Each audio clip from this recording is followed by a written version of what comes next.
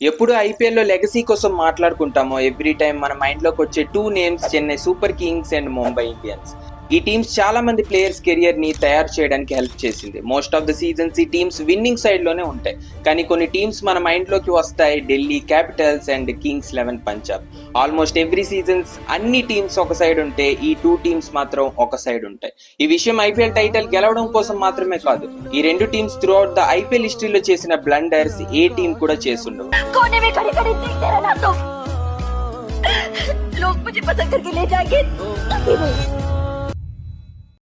ఇప్పటిదాకా ఐపీఎల్ హిస్టరీలో ఈ రెండు టీమ్స్ కలిపి ఓన్లీ 3 ఫైనల్స్ మాత్రమే ఆడగలిగాయి.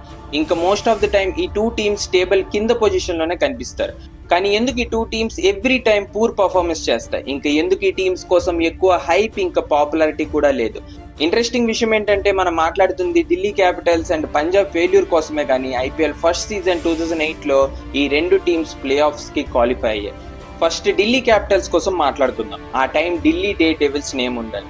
ఐపీఎల్ స్టార్టింగ్ ఇయర్స్ లో ఢిల్లీ టీమ్ లో వేస్ట్ ప్లేయర్స్ ఉండేవారు కాదు. ఇన్ఫాక్ట్ ఆ టైంలో ఢిల్లీ టీమ్ యంగ్ అండ్ చాలా టాలెంటెడ్ ప్లేయర్స్ తో నిండిపోయి ఉండాలి. ఢిల్లీ దగ్గర కెప్టెన్ వీరేంద్ర సెహ్వాగ్, ఇంకా Gautam Gambhir and bowler Glenn మెకాత్ లాంటి టాప్ క్లాస్ ప్లేయర్స్ ఉండాలి. అందుకే 2008 సీజన్ లో టాప్ 4 లో ఢిల్లీ ఫినిష్ చేసింది. ఈ సీజన్ ఢిల్లీ టీం బాగానే పర్ఫార్మెన్స్ చేసింది, కానీ సెమీఫైనల్ లో పెద్ద దెబ్బేసేసింది. సెమీఫైనల్ మ్యాచ్ జరిగింది రాజస్థాన్ రాయల్స్ తో. ఈ మ్యాచ్ లో ఢిల్లీ టీం మొత్తం 87 రన్స్ కి కొలాప్స్ అయింది. ఈవెన్చువల్లీ రాజస్థాన్ టీం ఈ మ్యాచ్ ని గెలిచి ఫైనల్స్ కి క్వాలిఫై అయింది. సేమ్ ఢిల్లీ డే డేవిల్స్ లాగే పంజాబ్ కింగ్స్. ఆ టైంకి కింగ్స్ 11 పంజాబ్ లో కూడా స్టార్ ప్లేయర్స్ తో నిండిపోయి ఉండాలి. యువరాజ్ సింగ్ నుంచి కుమార్ సంగకారా వరకు ఇంకా యంగ్ టాలెంట్ షాన్ మార్ష్ కూడా ఇదే టీమ్ లో ఉండాలి. ఈవెన్ ఇదే షాన్ మార్ష్ 2008 ఐపీఎల్ సీజన్ లో ఆరెంజ్ క్యాప్ హోల్డర్ కూడా అయ్యాడు. పంజాబ్ ఈ సీజన్ గ్రూప్ స్టేజెస్ లో సెకండ్ ప్లేస్ ని అచీవ్ చేసి అన్స్టాపబుల్ గా కనిపించింది. ఏ టీం అయితే 2008 లో ఐపీఎల్ ఫేవరెట్స్ గా కనిపించిందో అదే టీం సెమీఫైనల్ లో సిఎస్కే తో ఓడిపోయి బయటికి వెళ్ళింది. 2008 ఐపీఎల్ సీజన్ లో ఈ రెండు టీమ్స్ టాప్ పర్ఫార్మర్స్ తో ఉన్న ఈ రెండు టీమ్స్ ఫైనల్ కి వెళ్ళలేకపోయాయి. కానీ Punjab team down fall IPL second season నుంచే స్టార్ట్ అయిపోయింది. కానీ ఈ టైం కి ఢిల్లీ డే డెవిల్స్ మాత్రం మళ్ళీ మంచి ఫామ్ లోనే కనిపించింది. 2008 ఫెయిల్యూర్ తర్వాత ఢిల్లీ డే డెవిల్స్ టీమ్ 2009 లో మళ్ళీ టేబుల్ టాపర్ గానే ఉండాలి. ఎందుకంటే 2009 స్క్వాడ్ లో డేవిడ్ వార్నర్, ఆశీష్ నెహ్రా లాంటి టాప్ ప్లేయర్స్ యాడ్ అయ్యారు. ఈ ప్లేయర్స్ పర్ఫార్మెన్స్ వల్ల ఢిల్లీ టీమ్ 14 మ్యాచెస్ లో 10 మ్యాచెస్ గెలిచి పాయింట్స్ టేబుల్ ని డామినేట్ చేసింది. కానీ ఈ టీమ్ కి ఫైనల్ ఆడాలని లక్కే రాసలేదు. ఎందుకంటే ఈ సీజన్ కూడా ఢిల్లీ డెక్కన్ చార్జర్స్ టీమ్ తో సెమీఫైనల్ లో ఓడిపోయి బయటికి వెళ్ళింది. ఎవరికి ఇది నమ్మబుద్ధి కాలేదు ఢిల్లీ టీం డెక్కన్ చార్జర్స్ తో ఓడిపోయింది అని. ఎందుకంటే ఢిల్లీ డే డెవిల్స్ ఈ సీజన్ ఎక్సలెంట్ ఫామ్ లో ఉండాలి. అలా వచ్చింది 2010 ఐపీఎల్ సీజన్. 2010 ఐపీఎల్ సీజన్ లో స్టార్ట్ అయింది Delhi Daredevils downfall. 2010 season లో అయితే యావరేజ్ పర్ఫార్మెన్స్ టీం నుంచి వచ్చింది, కానీ ప్లే ఆఫ్స్ కి అయితే క్వాలిఫై అవ్వలేదు. అలా 2011 సీజన్ వచ్చినప్పటికీ టీం కండిషన్ మొత్తం కొలాప్స్ అవడం స్టార్ట్ అయింది. సీజన్ మొత్తం వరస్ట్ పర్ఫార్మెన్స్ చేసి టేబుల్ బాటమ్ లో క్లోజ్ చేసింది ఢిల్లీ. దీనికి రీజన్ ఏంటంటే ఢిల్లీలో star players out of form అవ్వడం. వీరేంద్ర సెహ్వాగ్ నుంచి ఏబీ డివిలియర్స్ దాకా అందరూ ఫ్లాప్ అయ్యేవారు. అలా 2012 వచ్చినప్పటికీ ఢిల్లీ డే డెవిల్స్ టీమ్ లో మేజర్ చేంజెస్ చేయడం స్టార్ట్ చేసింది. Andre Russell, Kevin Pietersen, Ross Taylor లాంటి స్టార్ ప్లేయర్స్ ని ఆప్షన్ లో కొనుక్కుంది. యాజ్ ఎ రిజల్ట్ గా లాస్ట్ ఇయర్ చేసిన చోకింగ్ కి రివెంజ్ గా ఈ సీజన్ మొత్తం ఢిల్లీ డామినెన్స్ కనిపించింది. 2012 సీజన్ లో 16 మ్యాచెస్ లో 11 మ్యాచెస్ గెలిచి టేబుల్ టాపర్ అయ్యింది ఢిల్లీ. మళ్ళీ సేమ్ స్టోరీ, ప్లే ఆఫ్స్ కి రావడం, సెమీఫైనల్ లో బయటికి వెళ్ళడం. క్వాలిఫైర్ 1 కేకేఆర్ తో, క్వాలిఫైర్ 2 చెన్నైతో ఓడిపోయి టోర్నమెంట్ నుంచి బయటికి వెళ్ళింది. ఈ టైంకి అందరికీ అనిపించింది ఒకవేళ ఢిల్లీకి థర్డ్ క్వాలిఫైర్ ఛాన్స్ ఇచ్చినా ఓడిపోతుందేమో అని. బేసికలీ ఇక్కడ నుంచి ఢిల్లీ డే డెవిల్స్ ఫ్యాన్స్ మొత్తం సిఎస్కే అండ్ ముంబైకి కన్వర్ట్ అవడం స్టార్ట్ చేశారు. అలా 2013 లో 9th పొజిషన్, 2014 లో 8th పొజిషన్, 2015 లో 7th పొజిషన్ లో ఫినిష్ చేసింది ఢిల్లీ. స్టార్ ప్లేయర్స్ ఆల్రెడీ వేరే వేరే టీమ్స్ కి షిఫ్ట్ అవడం స్టార్ట్ అయింది. ఎవరైతే ఓల్డ్ ప్లేయర్స్ టీమ్ లో ఉండేవారో ఆ ప్లేయర్స్ నుంచి హై పర్ఫార్మెన్స్ వచ్చేది కాదు. బేసికలీ 2013 నుంచి ఢిల్లీ టీమ్ లో ప్లేయర్స్ పర్ఫార్మెన్స్ డౌన్ అవడం స్టార్ట్ అయింది. ఎగ్జాంపుల్ మార్నీ మార్కల్ 2012 లో పర్పుల్ క్యాప్ హోల్డర్ అయ్యాడు. 2013 వచ్చినప్పటికీ ఆ పర్ఫార్మెన్స్ లో 10% కూడా కనిపించేది కాదు. అదే బ్యాటింగ్ నుంచి వీరేంద్ర సెహ్వాగ్, మైలా జయవర్ధన్ అవుట్ అవ్వగానే టీం మొత్తం లైన్ కట్టుకొని అవుట్ అయ్యేవారు. కానీ ఇది జస్ట్ శాంపుల్ మాత్రమే. ఢిల్లీ టీం ముందుకు వెళ్తూ ప్లేయర్స్ ని ఫ్రీక్వెంట్లీ చేంజ్ చేయడం స్టార్ట్ చేసింది. అందులో ఏ యంగ్ ప్లేయర్స్ కి ఛాన్స్ ఇచ్చినా పర్ఫార్మెన్స్ వచ్చేది కాదు. ఇక్కడ ఇంకో విషయం ఏంటంటే ఓన్లీ టీంలో ప్లేయర్స్ మాత్రమే కాదు, ఢిల్లీ టీంలో క్యాప్టెన్స్ కూడా ఫ్రీక్వెంట్లీ చేంజ్ అవుతూ కనిపించారు. మనం సక్సెస్ఫుల్ టీమ్స్ ని చూస్తే లైక్ సిఎస్కే అండ్ ముంబై లాంటి టీమ్స్ లో ఒక్క క్యాప్టెన్ లాంగ్ టర్మ్ వరకు లీడ్ చేస్తారు. టీంలో చేంజెస్ కూడా ఫ్రీక్వెంట్లీ కనిపించవు. ఢిల్లీకి ఇదే పెద్ద డ్రాబ్యాక్ గా మారిపోయింది. 2012 లో కెప్టెన్ సేవాగ్ అయితే 2013 లో కెప్టెన్ మైలా జయవర్ధన్, 2014 లో కెప్టెన్ కెవిన్ పీటర్సన్, 2015 లో జేపీ డుమిని కెప్టెన్ అయ్యాడు. అంటే ఎవ్రీ సీజన్ లో captain change. Only Virender Sehwag వదిలి ఏ ఓవర్సీస్ కెప్టెన్ కూడా టీమ్ ని ప్లే ఆఫ్స్ దాకా పట్టుకెళ్ళలేకపోయాడు.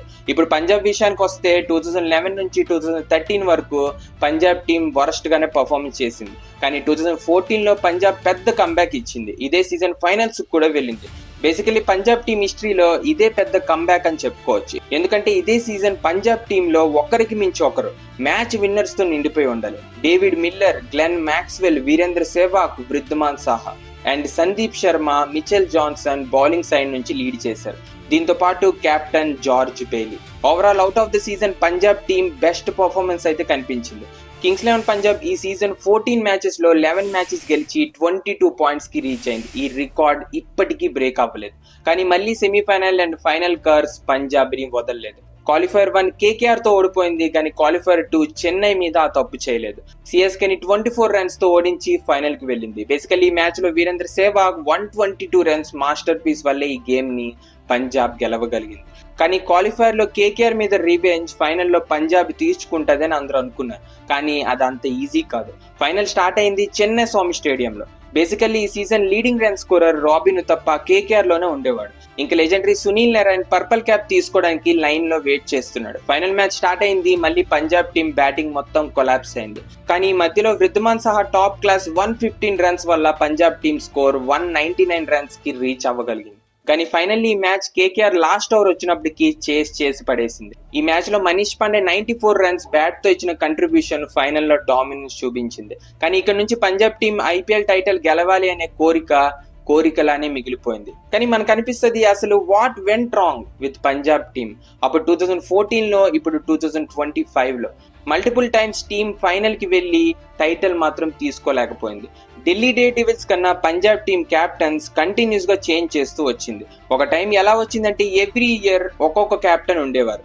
ఆడమ్ గిల్క్రిస్ట్ ఒకసారి 2021 లో కేఎల్ రాహుల్, 2022 లో మయాంక్ అగర్వాల్, 2023-24 లో శిఖర్ ధావన్, 2025 లో శ్రేయస్ అయ్యర్. మీరే అర్థం చేసుకోండి, 2008 లో ఒకసారి క్వాలిఫై అవుతే మళ్ళీ డైరెక్ట్ గా 2014 లో ప్లే ఆఫ్స్ కి క్వాలిఫై అయ్యారు.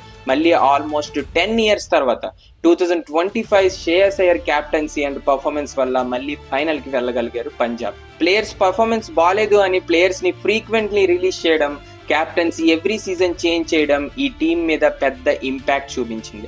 అయితే ఢిల్లీ డేర్డెవిల్స్ విషయానికి వస్తే అదే 2018 లో నేమ్ చేంజ్ అయ్యి ఢిల్లీ క్యాపిటల్స్ అయ్యింది. ఈ స్క్వాడ్ లో స్టార్ ప్లేయర్స్ యాడ్ అయ్యారు. Rishabh Pant, Shreyas Iyer, Trent Boult and Kagiso Rabada లాంటి ప్లేయర్స్.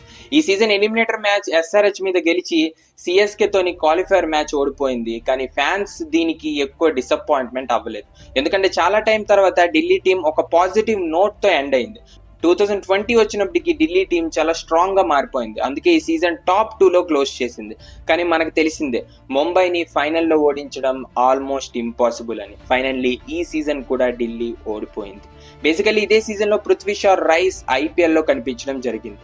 మళ్ళీ 2021 లో కూడా ఢిల్లీ టేబుల్ టాప్ లోనే ఫినిష్ చేసింది. కానీ మళ్ళీ అదే బ్యాడ్ లక్ టైటిల్ ని గెలవనివ్వలేదు. మళ్ళీ ఢిల్లీ డౌన్ ఫాల్ స్టార్ట్ అయింది. 2022 లో 5th పొజిషన్, 2023 లో 9th పొజిషన్ లో ఫినిష్ చేసింది. దీనికి రీజన్ ఢిల్లీ నాకౌట్స్ లో బయటికి వెళ్ళడం, మేనేజ్మెంట్ కి కొంచెం హార్ష్ డిసిజన్స్ తీసుకోవడానికి దగ్గర చేసింది. ఇంకా కింగ్స్ 11 పంజాబ్ దగ్గరకు వస్తే 2020 తర్వాత టీమ్ నేమ్ చేంజ్ అయ్యి పంజాబ్ కింగ్స్ గా మారిపోయింది. నేమ్ చేంజ్ చేసి పెద్ద డిఫరెన్స్ అయితే కనిపించలేదు. 2021-22 లో 6th పొజిషన్, 2023 లో 8th పొజిషన్. కానీ ఇక్కడ ఈ రెండు టీమ్స్ లో మీరు కరెక్ట్ గా గమనిస్తే ఒక ప్యాటర్న్ కనిపిస్తుంది. ఈ రెండు టీమ్స్ లో captains and players every season frequently change అవుతూ కనిపిస్తారు. ఒక కరెక్ట్ కాంబినేషన్ అండ్ మెయింటెనెన్స్ ఉండదు. ఒక సీజన్ లో ఢిల్లీ టీం ఎలా ఉండాలంటే లాటరీ సిస్టమ్ లో బ్యాటింగ్ ఆర్డర్ ఉండేది. ఏ ప్లేయర్ ఎప్పుడు దిగుతాడో అడ్డు అదుపు ఉండేది కాదు. ఇవే రీజన్స్ వల్ల పంజాబ్ టీం అయినా ఢిల్లీ టీం అయినా లాంగ్ టర్మ్ వరకు విన్నింగ్ స్ట్రీక్ ని కంటిన్యూ చేయలేకపోయింది, లైక్ ముంబై అండ్ సిఎస్కే. నేను చెప్పే పాయింట్స్ కి మీరు అగ్రీ అవ్వకపోతే ఎందుకు అగ్రీ అవ్వలేకపోతున్నారో కామెంట్స్ లో చెప్పండి. మళ్ళీ కలుద్దాం. జై హింద్.